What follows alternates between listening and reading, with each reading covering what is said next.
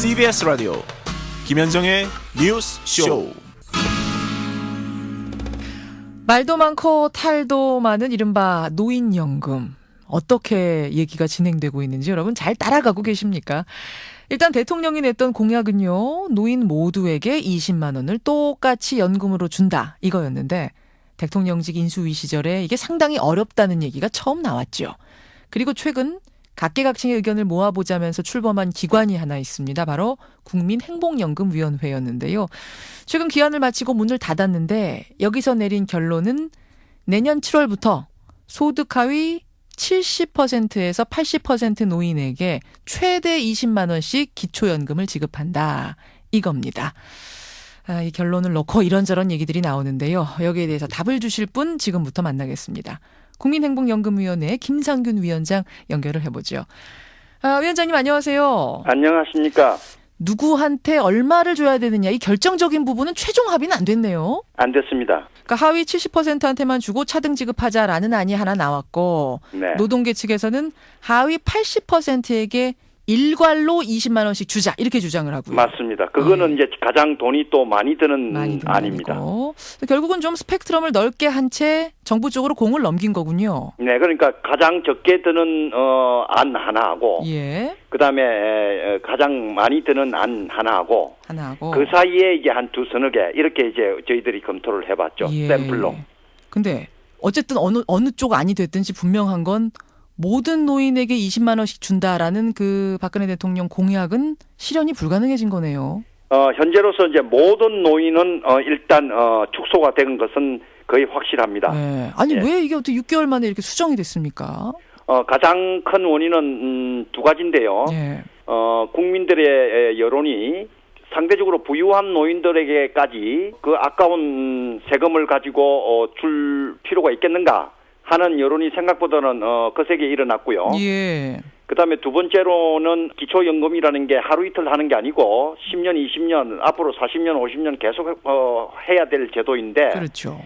이렇게 지속 가능성을 위해서는 재정에 대한 전망을 좀 보수적으로 좀 안정적으로 가지고 가져야 되지 않겠는가. 그런 의미에서 시작은 좀 작게 하고 앞으로 점차 확대하는 방법이 좀 낫겠다 이렇게 판단을 한 겁니다. 근데 6개월 전에는 이걸 생각하지 못하고 공약을 내셨을까요, 그럼?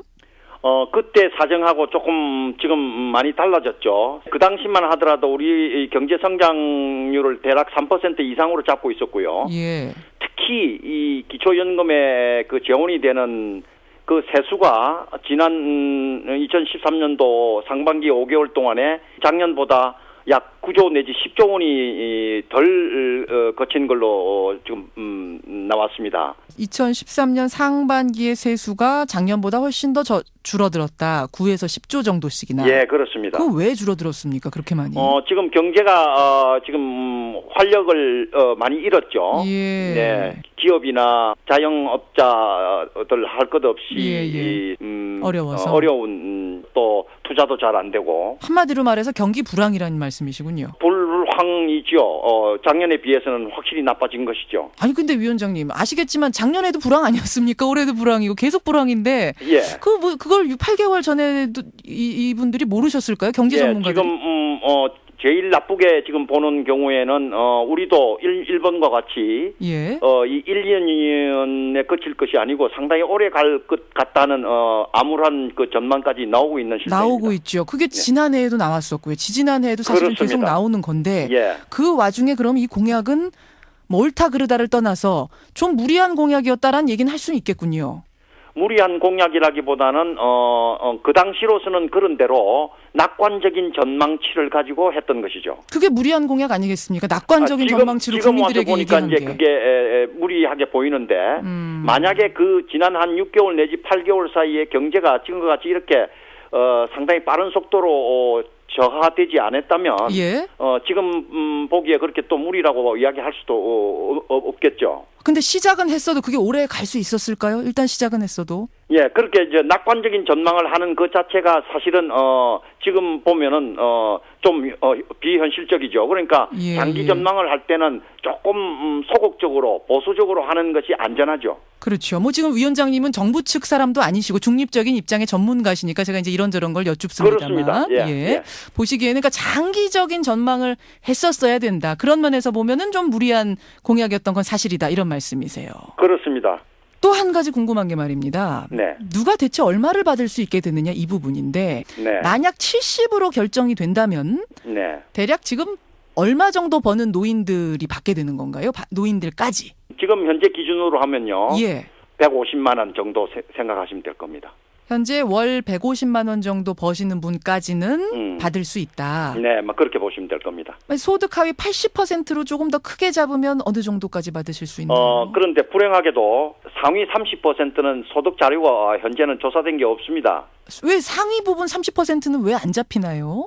70% 하위 부분이 잡힌 이유는 현행 기초노령연금이 2008년도부터 실시되었기 때문에 소득 자료가 조사가 됐고요. 예. 예, 기초노령연금 수급자가 아닌 사람한테는 굳이 소득 조사를 할 필요가 없는 것이죠. 그러니까 이쪽에서 가지고 계신 자료가 없다는 거죠? 그렇습니다. 그 말씀이시군요. 예, 알겠습니다. 그러려면 다시 이제 자료를 만들어야 됩니다. 어쨌든 70% 기준으로 한다면 네. 150만 원, 월 150만 원까지. 그런데요, 이분들 중에는 이미 국민연금을 꾸준히 내서 일정액을 받고 있는 분들이 있을 거 아닙니까? 그분들이 한 74만 명 됩니다. 예. 그럼 이분들은 그건 그것대로 받고 이 노인연금, 기초연금은 기초연금대로 따로 받고 따로따로 지급이 되는 건가요? 예. 지금 현재는 국민연금 따로 기초연금 따로 두 개를 다 따로따로 받는데 따로따로 받죠. 예. 앞으로도 계속 그렇게 됩니까?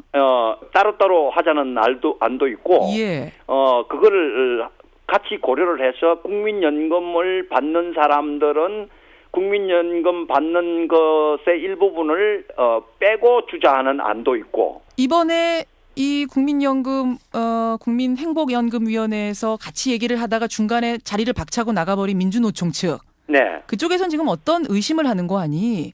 지금은 국민연금은 국민연금이고 노인들 주는 기초연금은 기초연금이고 별개다라고 말을 하지만 아마 재원 문제 때문에 이게 연동이 곧 될 거다.